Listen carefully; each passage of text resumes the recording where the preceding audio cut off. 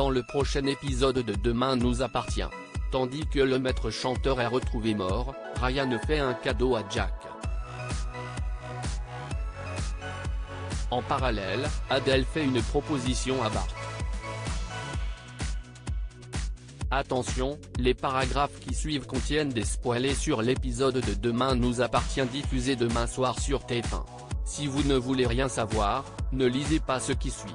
Jeudi 2 février dans Demain nous appartient.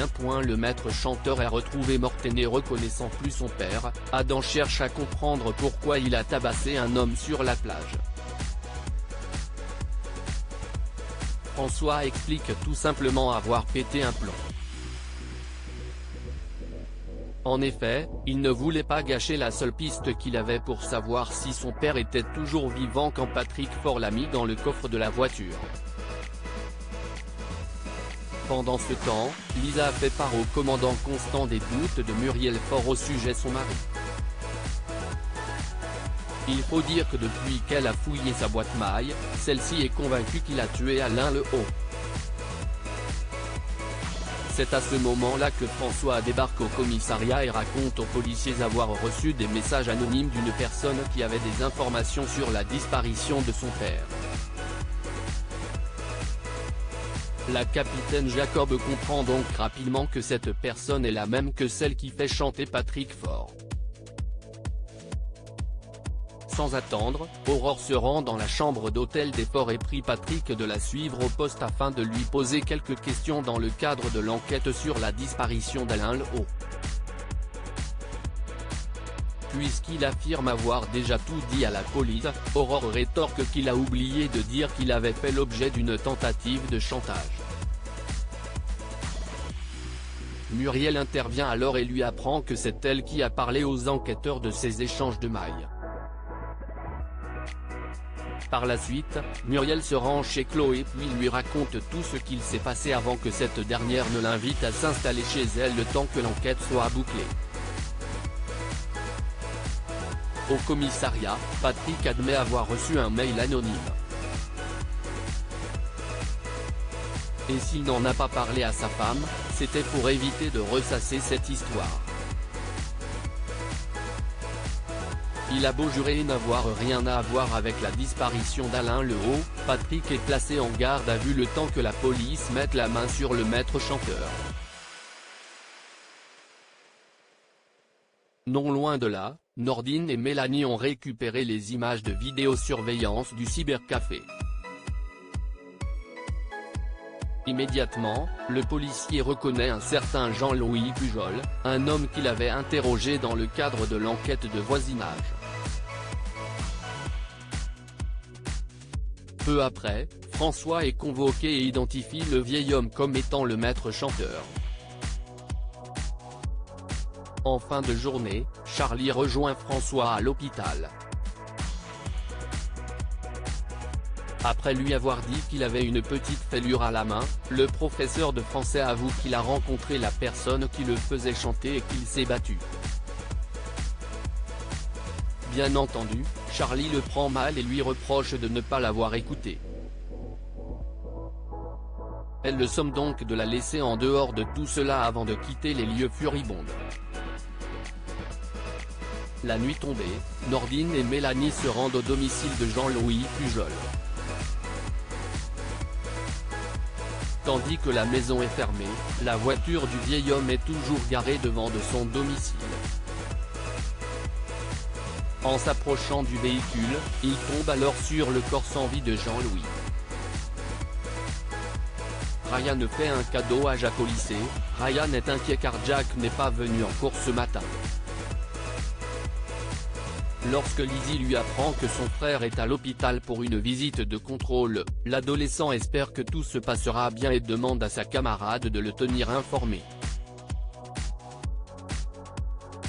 À l'hôpital, le docteur Donnier remarque que Jack ne porte plus ses pansements. Si le médecin y voit d'abord un signe d'amélioration, ce n'est finalement pas le cas.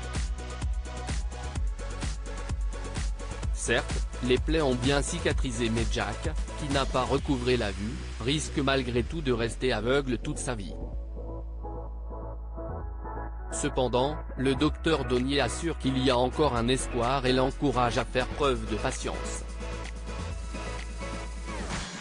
Plus tard, Ryan vient à l'hôpital et sollicite la permission d'Audrey pour passer l'après-midi avec Jack. Se souvenant parfaitement du jour où il enchaînait les verres d'alcool dans son bar, elle hésite mais Jack certifie que son camarade a l'habitude de le guider. Audrey finit donc par accepter. Une fois seul, Ryan offre une canne d'aveugle à Jack qu'il a personnalisée lui-même. Comme Jack le prend mal, Ryan rétorque que c'est uniquement pour qu'il apprenne à se débrouiller seul le temps que ça aille mieux. En effet, il est convaincu qu'il finira par voir à nouveau. Juste après, il lui fait un câlin.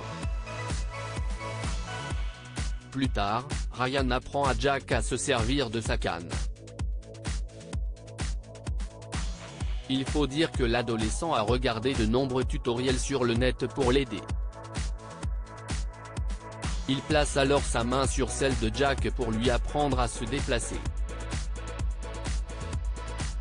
Grâce à ses nombreux encouragements, Jack fait ses premiers pas avec sa canne sous le regard protecteur de Ryan. En fin de journée, Ryan dépose Jack devant l'ascenseur de son immeuble. En le voyant rentrer seul avec sa canne, Audrey et Jordan sont bouleversés même s'ils tentent de le cacher. Adèle fait une proposition à Bart. Bart n'est pas retourné au cimetière depuis qu'il a rencontré Adèle car il n'avait pas très envie de la croiser étant donné sa réaction la semaine passée. Vexé qu'elle soit partie en courant, le fils Valorta est bien décidé à passer à autre chose. Mais c'est mal connaître Roxane qui est parvenue à remonter la trace d'Adèle. Elle se rend donc au Spoon et remet à Bart le numéro de téléphone de la jeune femme. Seulement, Bart ne veut plus revoir Adèle de peur de se prendre un vent. D'ailleurs, il jette même le numéro à la poubelle. Quelques heures plus tard, Adèle débarque au Spoon. En effet, elle l'a retrouvé grâce à un article de presse sur la mort de Louise. Ravie de le rencontrer, Adèle est surtout venue pour s'excuser d'avoir pris la fuite la dernière fois qu'ils se sont vus. Comme elle ne peut pas rester, elle propose qu'ils se voient le lendemain. Une offre que Bart accepte.